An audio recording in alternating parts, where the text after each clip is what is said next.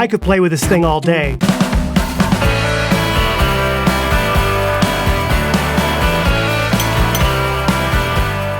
Hi everyone, welcome to Pal to Tech. Today we are talking about the two primary shutter types, electronic and mechanical, and how they specifically affect noise in low light situations with high ISO. Most photographers shoot with mechanical shutter most of the time. However, there are certainly some benefits to using electronic shutter. One of them being that you get a completely silent camera operation. You're able to shoot at much higher shutter speeds, and you experience less wear and tear on your camera's shutter mechanism. However, there are some drawbacks to using electronic shutter as well, and I created a whole video on this, and I'll have a link to that video in the description down below of this video. Does shooting with an electronic shutter create more noise at higher ISOs in low light? So the first thing I did was take a series of the same photos with similar exposure settings. I shot photos at ISO 800, 3200, 6400, and 12800.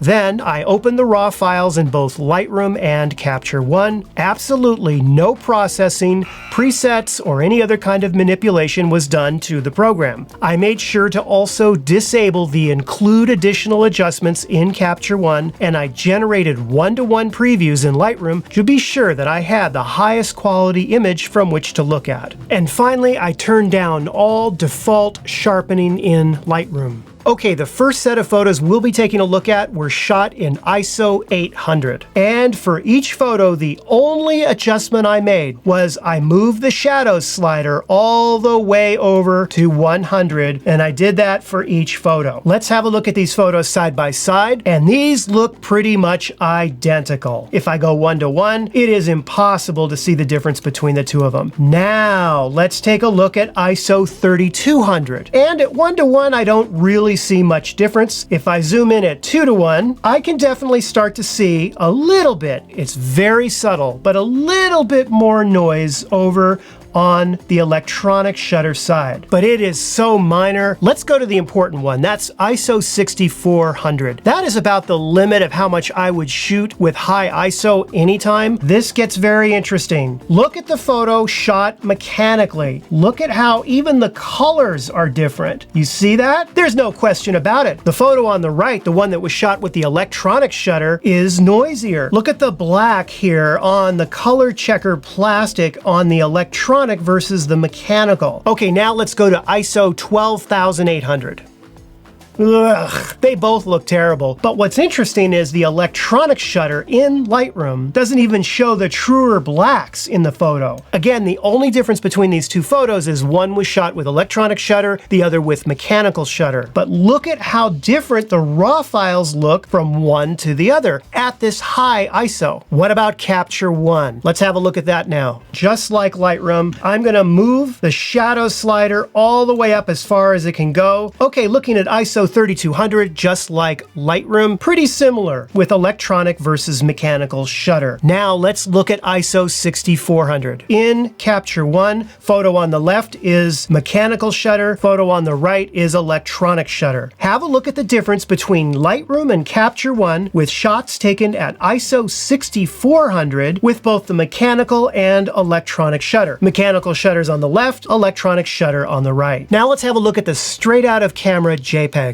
Shot with mechanical shutter versus electronic shutter look identical at ISO 6400. For fun, let's take a look at them at 12800, and frankly, they look exactly the same. From this testing, I drew the following conclusions. If you're shooting in low light situations and you plan on going above ISO 3200, then I recommend avoiding the electronic shutter if at all possible. Now, you may be in a situation where you must have your shutter completely silent. I did get better results with Capture One on a straight import. I'm not saying that I couldn't sit down and monkey around with Lightroom to achieve those same results. I'm sure you could.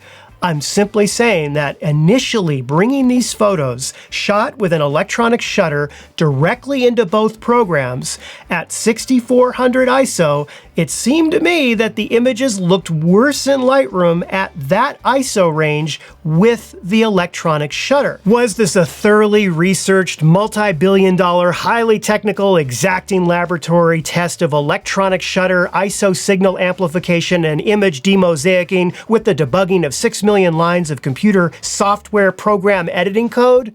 No. But when I bring my photos into my editing program, I want a minimum of hassle and fuss. And for myself, I will be avoiding the electronic shutter as much as possible if I'm shooting at ISO 3200 and above. Lastly, I did also test electronic front curtain shutter. What I found was that it is more or less identical to mechanical shutter, and I didn't notice much of a difference when looking at it in Lightroom or Capture One. Well, that wraps up today's Fast Friday. I hope you enjoyed the video. If you did, please give it the like and subscribe, and have a great weekend. I will see you very soon in another video. Take care.